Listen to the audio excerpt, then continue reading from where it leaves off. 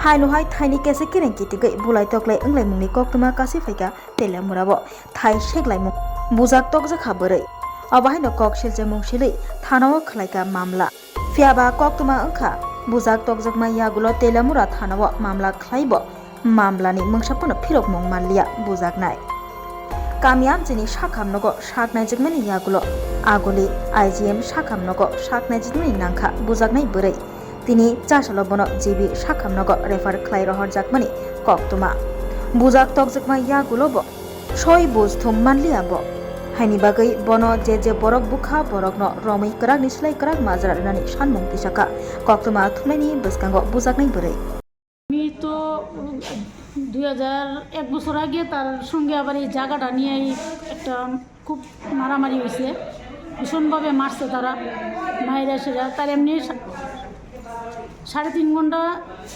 জায়গা তারা দখল করে রেখেছে করার পরেও প্রধান দিয়ে পিলার দিয়ে তাই 4.5 ঘন্টা জায়গা দিছে এই জায়গাটার এই টিলা দীক্ষা একটা লেবার দিয়ে মাটি কাটাইয়া সমতল করতে আসছিল মানে উড়ান লেভেল করতে আসছিল লেবাররা মাটিটা টিকেটটা গেছে গা এবার সন্ধ্যাবেলা তারা 4:30 নাগাদ তার আমার বোনের বাড়ি তাই ঝাঁপাইয়া দইরা মারছে মধু দাস এইভাবে চুলাটাই না হেসরাইয়া হুট করে ফালাই দিছে ফালাইয়া তল ফেটে লাত্তি মারতেছে এর মধ্যে গড়ি দাস শেফালি দাস আবার 2টা নাতি আছে সবাই মিললে রাত্রেবেলা 4:30টার পরে তার বাড়ির ভিতরে হামলা অথচ পাড়ার লোক ভিডিও করতেছে অথচ কেউ তার সহযোগিতা করে বাঁচাইতেছে না কেউ এখান থেকে কোনো মতে বাচ্চা ওই রাস্তার সামনে রাস্তার লোকই বাড়ি টমটম যাইতেছিল টমটম দাদা ডাকছে ওই ভদ্রলোক আইসে আইয়া তাইরা তুললা টমটম দিয়া এই তেল্লামোড়া থানার সামনে নিয়ে গেছে থানায় গেছে পরে থানার ওসিরে কইছে এরকম ঘটনা যাও পাড়াত গিয়ে মিটমাট করে মীমাংসা করে লো এরপরে যে কসার আপনার কাছে আইসে আপনারা কোন মীমাংসা কখনে যাও তোমার কিছুক্ষণ পরেই থানার থেকে গোপাল দাস প্রধানরে ফোন করছে এবার আমিও প্রধানরে ফোন করছি দাদা এরম ঘটনা আমি কেমনে আমো আগরতলা থেকে দিদি আমার তো থানার থেকে ফোন করছে ওখানে তাই আমি কেহনে আপনি রুগী সুস্থ করেন আমরা এবার দেখুন এবার বাঁচাইতে এবার হেরে বাঁচতে দিতাম না হেরে এবার জেলে ঢুকাম কইল এরপর তো আমার বোন তেল্লামোড়া ইমার্জেন্সিতে ডাক্তার দেখাইলো ডাক্তার কইছে এক্সরে মেশিন নষ্ট আগরতলা যাইতে তো সন্ধ্যাবেলা তো আর পারছে না বাচ্চা আসিল মাস্টার বাড়ি মা এই অবস্থা আইতে পারছে না পরের দিন রাস্তা বন্ধ কোনো মতে কষ্ট করে আইসে আয়া আমারে ফোন করছে আমি আইতাছি ওই গাড়ি দিয়া ওই বিএমের সামনে এরপরে আইসে পরে আমি বিএম ডাক্তার দেখাইলাম ওই দিদিও সহযোগিতা করছে দিদিও এই শব্দ ব্যবস্থা করে দিছে ওখানে বিএম ভর্তি হয়েছে গাইনিতে আসছিল বেডিং ভাঙতে আসছিল ওইখান থেকে ওখানে আবার জীবিতে রেফার করতেছে ওখানে আমার কত হয়েছে মধু দাস এই ফ্যামিলিটা এখন বাচ্চাটার বয়স 9 বছর বাচ্চাটার তো সারা জীবনই পড়ে রয়েছে ওখান থেকেও যদি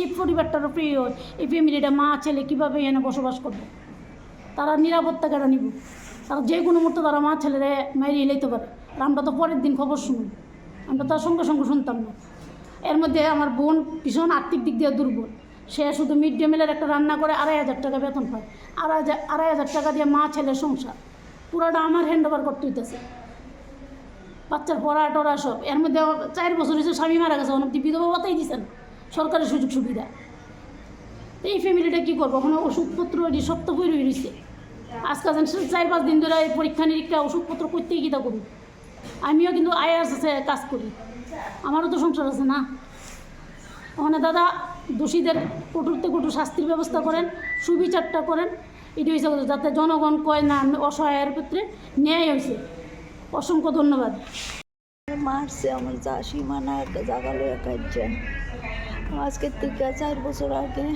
আমরা হের বাবা থাকতো এই জায়গাটা তারা মারি কাটতেছে তো অনেক না করছিল কইছে যদি মা পাওয়া হয় তাহলে তোমরা পাইবা ঠিক হের বাবা মারা গেছে মারা যাওয়ার পরে গেছে বছর কালী মুহুরিরে কাটছি আইনে আমার জায়গা মাপছি তারা ম্যাপে দেখছে আমার 7.5 ঘন্টা জায়গা দেখতে ছিল তারা এই দিন মাপছে না জায়গাটারে নামারটা গেছে গা কয়েকদিন পরে আমি টিলার উপরে উঠছি পরিষ্কার করতাম বুঝলা গেছি পরে দেশেরা এই আমার হ্যানে মারছিল 1 বছর আগে মারার পরে এই গোপালদারে আমি জানাইছি ব্যাপারটা গোপালদা কইছে থানা করতাম তার পুলিশে দৌড়া নিব তার নিতে না আমি দাদা চোখে দেখি না হ্যাঁ, কারা মারছে আপনারে?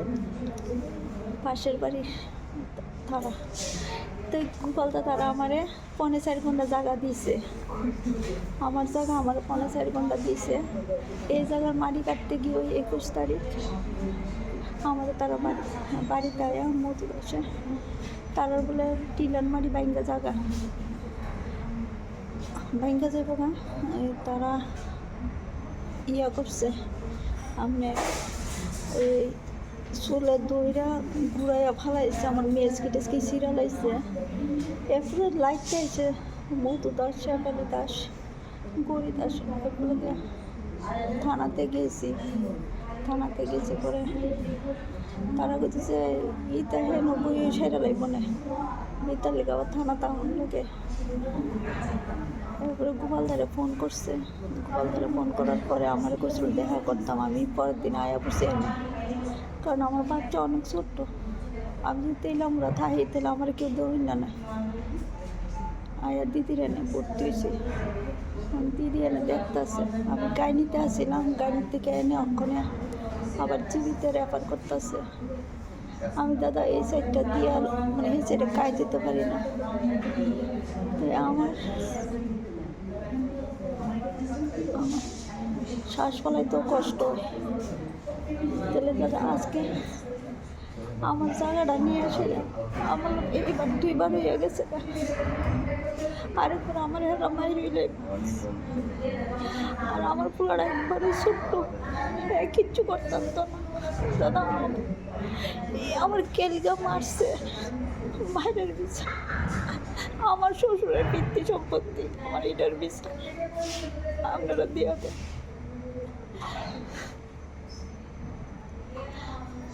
কি নাম আপনার? জ্যোতি আচার্য চক্রবর্তী।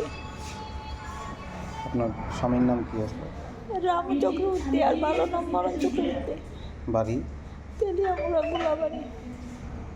কত বছর ধরে এই জায়গার আজকে 4 বছর আগের থেকে চলতেছিল এর বাবা থাকতে।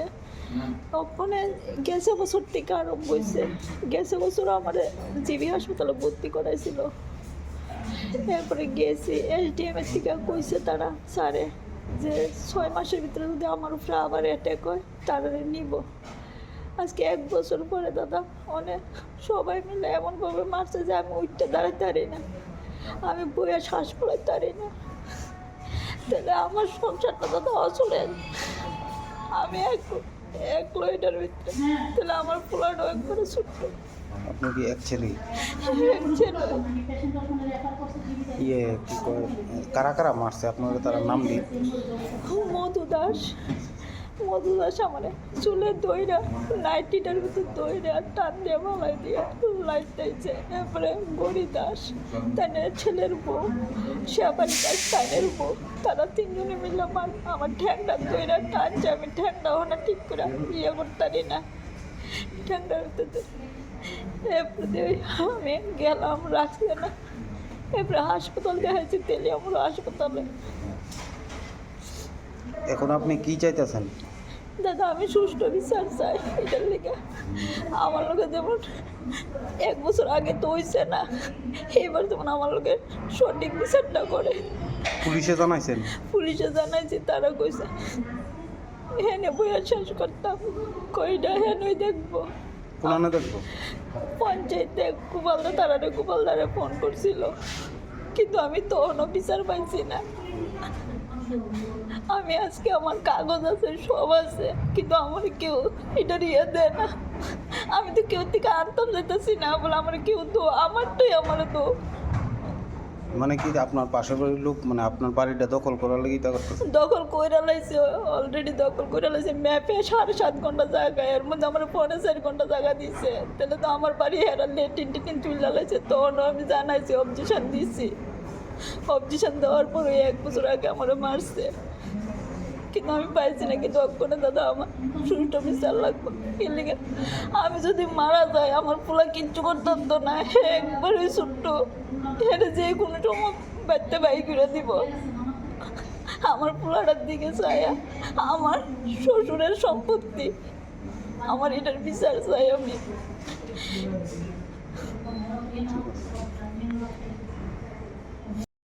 পূরবী মজুমদার তালুকদার। আর ও হলো ওর দিদি সন্ধ্যাচার্য, আমার পরিচিত। আমার কাছে এই 3-4 দিন আগে আইলো, আয়া তারপরে কইতাছে এরকম বলছে যে ওর 21 তারিখও তিলেমোড়াতে ওর বাড়ি, গোলাবাড়ি পঞ্চায়েতে। তো ওর পাশের বাড়ির মধু দাস পরিবার একজন প্রতিবেশী, ওর জায়গা সীমানা নিয়ে ওর সঙ্গে প্রায়ই ঝগড়া করত। তো ওই দিন সে লেবার দিয়ে মাটি টাটি কাটিয়ে পরিষ্কার করছিল। তখন ওই মধু দাস এসে বলছে এইভাবে কেন করছে, ওর জায়গাতেও কেন পরিষ্কার করবে, করে ওকে টেনে হিঁচড়ে গিয়ে মেরে ওর কাপড় টাপড় ছিঁড়ে, নাইটি ছিঁড়ে, চুল ধরে টেনে নিচে ফেলে প্রচণ্ডভাবে লাথি দেওয়া শুরু করেছে বুকে এবং তলপেটে। তো যার জন্যে ও উঠতে পারছে না, চিৎকার শুরু করেছে, প্রতিবেশী এসে আটকেছে।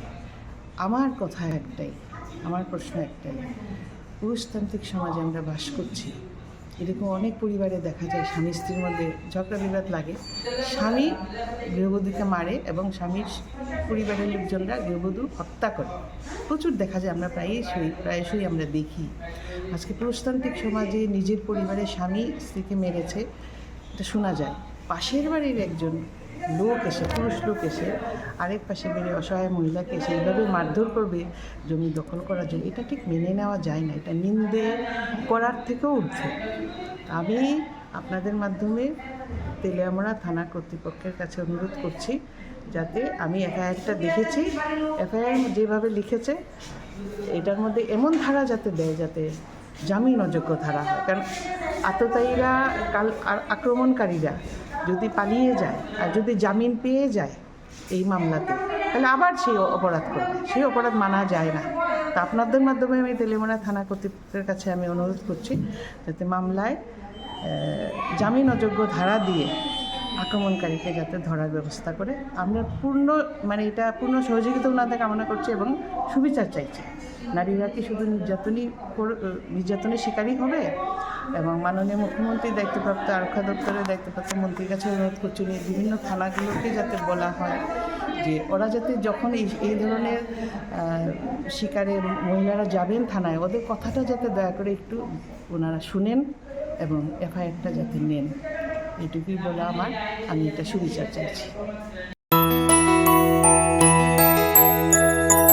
স্বাদে ভরা ঘিয়ের সুবাস লংতরায়, কি ভালো খেতে, শুদ্ধ ঘিয়ের আবেশ ভরা লংতরায়, অপূর্ব সুগন্ধ, পুষ্টি ভরা ঘিয়ের খাবার, গাওয়া ঘি প্রিয় সবার লংতরায়। একেই বলে বিশুদ্ধ ঘি।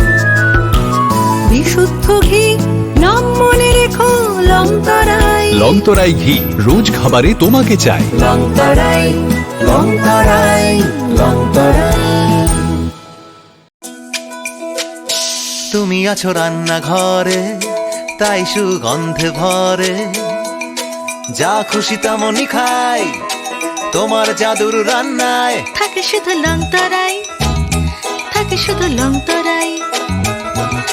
কত কেজি রান্না হয়, মনটাই করছো জয়, ভালোবেসে বলছি তাই, রান্নায় তোমাকে চাই, চাই শুধু লংতরায়, চাই শুধু লংতরায়। লংতরায় গুঁড়ো মশলা, রান্নায় তোমাকে চাই, চাই শুধু লংতরায়।